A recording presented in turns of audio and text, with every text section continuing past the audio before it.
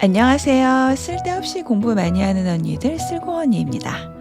저는 여러분의 글로벌 경제 감각을 관리해드리는 정관리입니다. 여러분 오늘도 저 혼자네요. 오늘도 아주 드라이하지만 꿋꿋하게 국부론 대장정을 이어가 볼게요. 자, 국부론 1권 8장 노동의 임금 마지막 부분까지 함께 가보기로 해요. 시작하기 전에 1, 2부 내용을 간단하게 한번 복습해 볼까요? 1부에서는 임금은 생산해낸 모든 것에서 지대와 이윤을 제외한 나머지다 라고 배웠고요. 2부에서는 한 국가가 생산 투자에 쓸 수 있는 돈이 축적되고 이렇게 만들어진 부가 증가하는 속도가 빠를 때 임금이 상승할 수 있다. 이렇게 배웠어요. 기억나시죠? 자, 오늘은 이어서 이렇게 해서 임금이 넉넉해지면 사회가 발전한다. 라는 요지의 내용을 공부해 볼게요. 아담 스미스는 다음과 같이 기술합니다. 노동의 대가가 충분히 높다는 것은 국부의 증가의 자연스러운 결과이자 징후이다. 반대로 노동자들이 근근히 먹고 산다면 그것은 나라의 부가 정체되어 있다는 신호이며 그들이 굶주리고 있다면 그 나라는 퇴보하고 있다는 증거이다. 지금도 가난한 나라들을 보면 7, 8살 되는 어린이가 하루 종일 무거운 벽돌을 나르고 1,000원도 안 되는 돈을 받기도 하잖아요. 참 가슴 아픈 일이죠. 다시 돌아와서요. 스미스는 노동임금이 단순히 최저 생계비에 따라 결정되는 것은 아니다 라고 하는데요. 언뜻 생각할 때 노동자들이 최소한 살아가기 위한 돈에 비례해서 임금을 요구할 것으로 예상되기 때문에 최저 생계비에 따라 노동임금이 결정되지 않을까라고 생각할 수 있잖아요. 이런 생각이 틀렸다고 지적하는 것이죠. 스미스는 노동임금이 단순히 최저 생계비에 따라 결정되지 않는다는 것에 대한 증거들을 다음과 같이 제시합니다. 첫 번째, 영국의 거의 모든 지역에서는 가장 낮은 수준의 노동이라도 여름과 겨울 임금의 차이가 있다. 여름에는 임금이 더 높다. 그러나 실제로는 겨울철 연료비가 더 들기 때문에 가족 부양에 돈이 더 많이 든다. 그럼에도 임금이 여름에 높다는 것은 임금이 단순히 생계비에 따라 결정되지 않고 노동의 양과 그 가치에 따라 정해진다는 뜻이다. 둘째, 영국의 노동임금은 식료품 가격과 항상 비례하지 않는다. 식료품 가격은 해마다 심지어 달마다 달라지지만 어떤 지역에서는 노동의 금전적 임금이 50년 동안 거의 변하지 않는다. 그렇다면 노동자들이 물가가 높은 해에도 가족을 부양할 수 있다면 물가가 적당하거나 싼 해에는 더 여유롭게 지낼 수 있다는 뜻이다. 지난 10년간 식료품 가격이 크게 올랐음에도 임금이 크게 오르지는 않았다.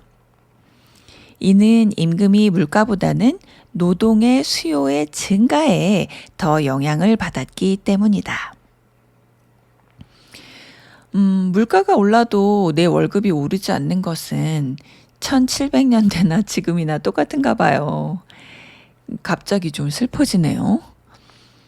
내가 살아남기 위해 돈이 얼마나 필요한가 보다는 나의 노동력을 세상에서 얼마나 필요로 하고 있나.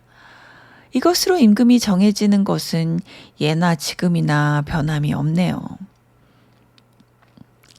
임금이 최저 생계비에 따라 결정되지 않는 증거, 세 번째로 넘어가 볼게요. 셋째로 해마다 식료품 가격이 변하듯 지역마다 임금의 차이도 매우 크다. 영국의 경우 빵이나 고기 가격은 전국적으로 거의 비슷하지만 임금은 큰 도시에서 20에서 25%나 높다. 만약에 최저 생계비에 따라 임금이 정해진다면 빵이나 고기 가격이 전국적으로 비슷하기 때문에 대도시와 소도시의 임금이 비슷해야겠죠. 하지만 노동의 수요에 따라 임금이 결정되기 때문에 노동의 수요가 많은 대도시에서 임금이 높은 겁니다. 예나 지금이나 노동의 수요자가 공급자보다 우위에 있는 것은 어쩔 수 없는 사실인 것 같네요. 현재 우리나라 역시 수도인 서울에 일자리가 많아서 노동 수요가 높다 보니 지방에서 서울로 이주해서 근로하시는 분들이 많으시죠? 어쩜 이렇게 세상이 1700년대와 크게 달라지지 않았을까요? 자, 책으로 돌아올게요. 스미스는 그 당시 기술 혁신으로 인한 생산성 향상도 다음과 같이 언급합니다. 노동의 실질 보상, 즉 노동자가 그 임금으로 살 수 있는 생필품과 생활 편의의 실제 양은 지금 세기 동안 명목임금이 오른 비율보다 더 큰 비율로 늘어났다. 곡물 가격이 다소 내렸을 뿐 아니라 근면한 서민들이 식단을 다양화할 수 있게 해주는 여러 품목의 가격이 크게 떨어졌기 때문이다. 예전에는 감자, 순무, 당근, 양배추 같은 작물들이 괭이질로만 재배되었지만 이제는 보통 쟁기질로 대량 재배된다. 모든 채소류 전반의 값도 내려갔다. 지난 세기에는 영국에서 소비되는 사과와 심지어 양파의 상당 부분이 플랑드르 지역은 오늘날 벨기에 북부와 프랑스 북부 일부를 포함하는 지역이래요. 이 플랑드에서 수입되었다. 린넨과 모직의 거친 직물 제조가 크게 개선되어 노동자들이 더 싸고 좋은 옷을 얻게 되었고, 천류 제조업의 개선은 더 싸고 좋은 공구와 여러 가지 유용하고 편리한 가재 도구를 제공했다. 사치가 최하층까지 퍼졌다거나 요즘 노동자는 옛날처럼 단출한 먹거리, 입을거리, 거처로는 만족하지 않는다. 이런 흔한 푸념은 임금의 명목 가치만이 아니라 실제 보상 자체가 늘어났음을 우리에게 보여준다.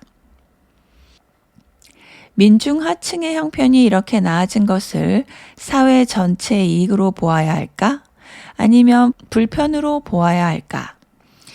대답은 언뜻 보기에는 자명하다.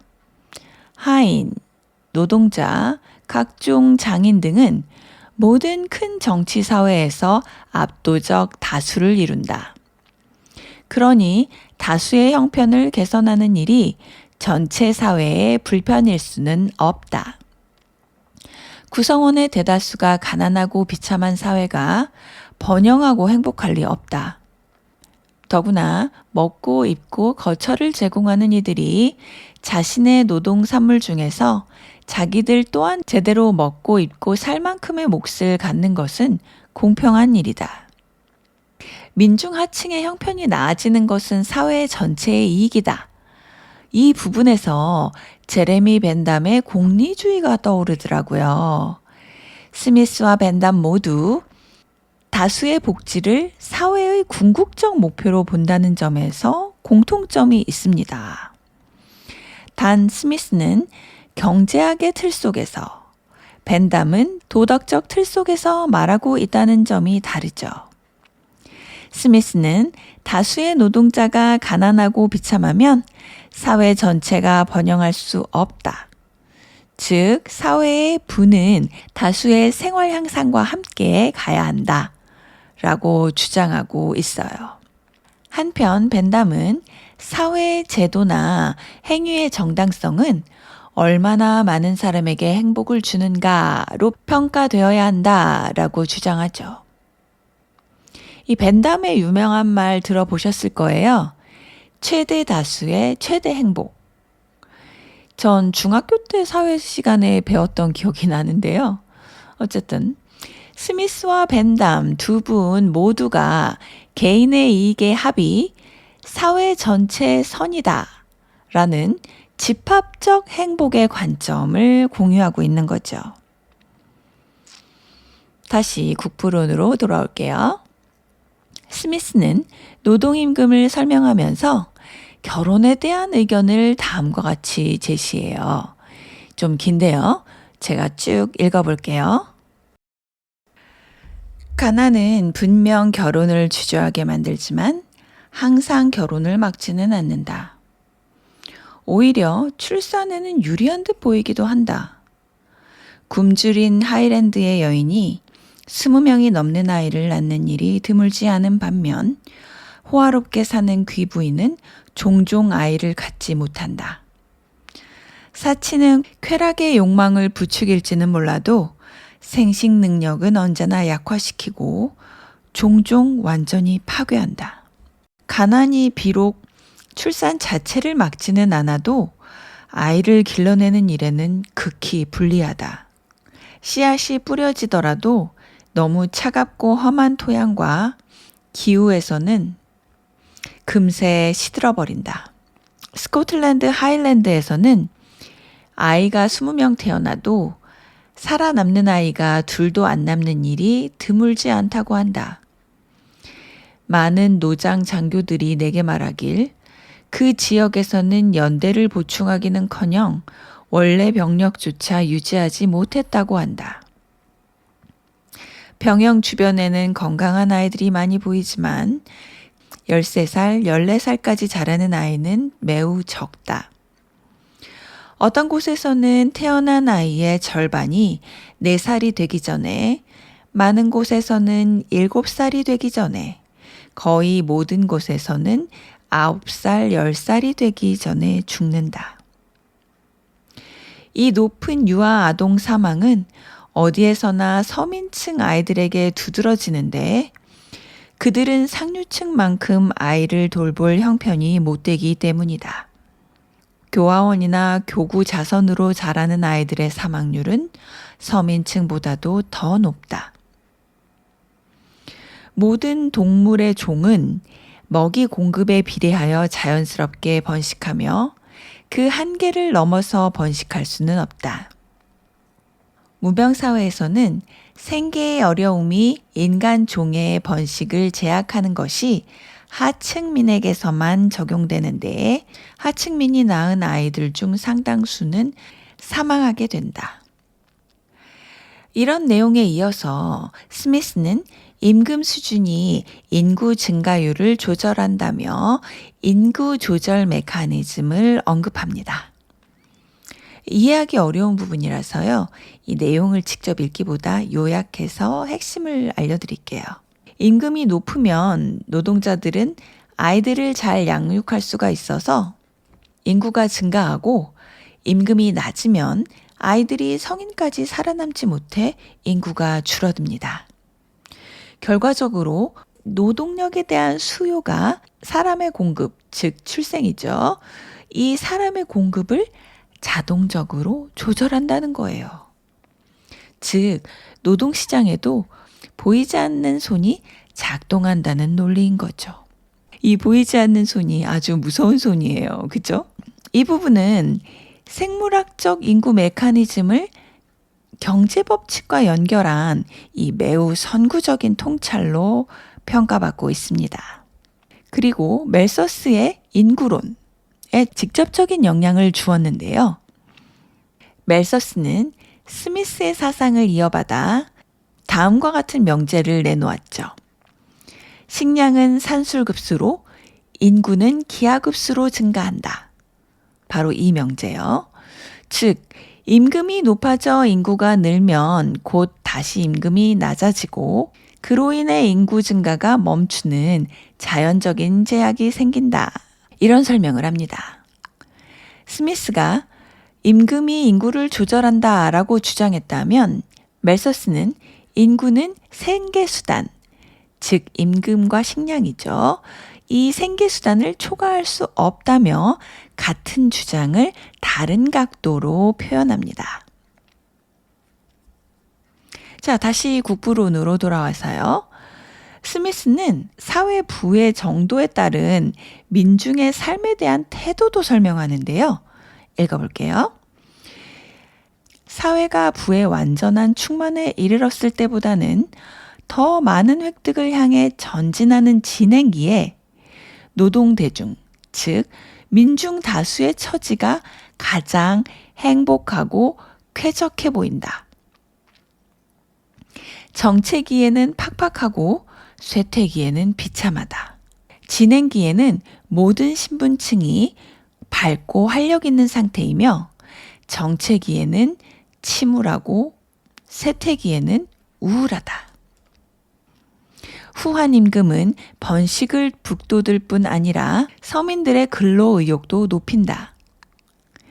임금은 근로의 격려책이며 다른 모든 인간적 자질과 마찬가지로 받는 격려에 비례해 근로 의욕도 향상된다.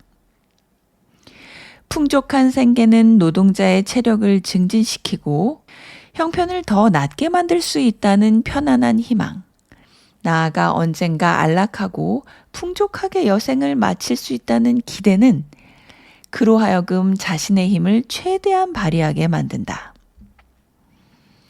그래서 임금이 높은 곳에서는 항상 임금이 낮은 곳보다 일꾼들이 더 활발하고 성실하고 신속하다. 이 부분은 우리나라 고도성장기 시절의 국민의 모습을 그대로 보여주고 있어서 약간 복잡한 감정이 드네요. 지금은 그때보다 경제적으로 많이 성장했지만 그 당시의 희망과 활력이 좀 덜하지 않나? 라는 생각이 들어서요. 어쨌든 지금 이런 경제적 발전을 누리고 있다는 사실에 감사드려야겠죠. 자, 오늘도 역시 어려운 내용들이 꽤 많았죠. 이 국부론이 쉬우면 국부론이 아니죠. 오늘의 내용 한 문장으로 다시 요약하면요. 대다수의 국민들이 넉넉하게 임금을 받아야 사회가 발전하고 인구도 증가한다. 였네요. 이 한 문장의 깊은 의미를 알기 위해 이렇게 열심히 공부했네요. 전 국부론을 읽으면 읽을수록 이런 생각이 들어요. 이 경제학의 기본 원리는 이미 1700년대에 정의가 끝났고 같은 원리가 계속 반복되는 것뿐인데 왜 나는 이 깊은 의미를 이 나이 되어서야 깨닫게 됐을까? 라고요. 하긴 예전엔 읽어도 이 깊은 뜻이 잘 이해가 안 가더라고요. 역시 철이 들려면 좀 시간이 필요한가 봐요. 우리 쓸공님들은 저보다 빨리 진리를 깨달으시길 바라봅니다. 오늘도 함께 해주셔서 감사드리고요.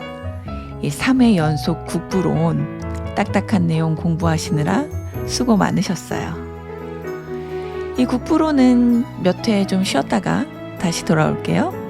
다 같이 쓸공합시다.